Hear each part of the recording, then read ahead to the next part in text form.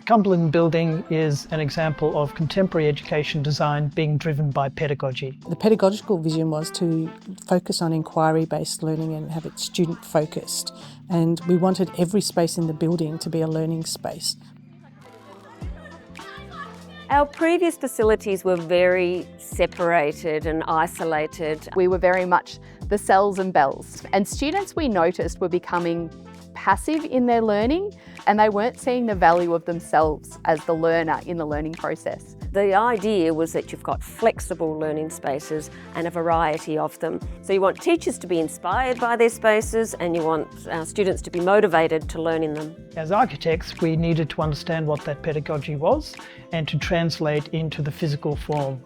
So we've designed a building around a learning landscape of rich and varied environments that support all of the collaborative and project-based learning practices. The building is organised into two main parts: a specialist single-storey hub and a two-storey general learning wing, which accommodates 4 learning neighbourhoods.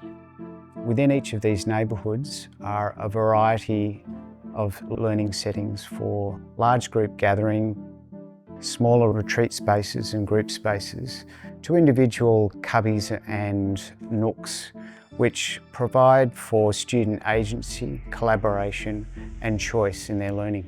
We now no longer look at a class being our own class. We're within our 4 walls. We see students spilling out into the open spaces. We see small group focus happening as well, with teachers pulling out students who might need further extension or support. And it just seems seamless. It doesn't seem like the effort needs to be there for people to move within the space. It just works really beautifully. My favourite space in this building are the breakout spaces, because if you need time to do your work or read quietly, you can go there to focus. I also quite like the mini rooms inside some of the classrooms. The small enclosed spaces give you more room to think and they have cool features to it.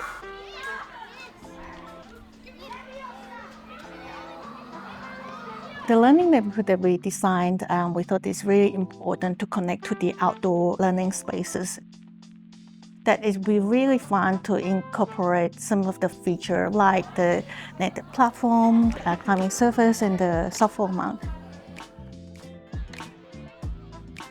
There's so many different places just to let your creativity flow out. The signature space for the project is the gallery. A feature of the gallery is the timber-framed wall, which allows students to adapt the environment to their learning need and activity. Connections between learning spaces have been carefully designed, which allow for students and teachers to work across a range of spaces while remaining connected to each other. My favourite memory has been walking through the gallery and to be able to sit and interact with students and get to know their wonder and their sense of excitement about what they're learning. We know what's happening all around the school, so what it's done is it's united the teaching staff. It's enabled us to be on the same journey together. The conversation's shifting from what content are we teaching to how are we creating global citizens. It might be through interacting with technology or interacting with facilities in a way that gives them a chance to think that they are able to look at what their strengths are as a learner. It's always very exciting to go back to school and see how the spaces we designed been well used by the students and teachers. This building was an eye-opener for lots of people to see what the opportunities are. What we've found is that the spaces have been designed flexibly enough so that the community can enjoy what we have to offer.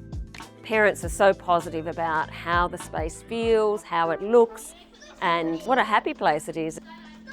Students take pride in the space, and that's transitioning to them taking greater pride and ownership in their learning.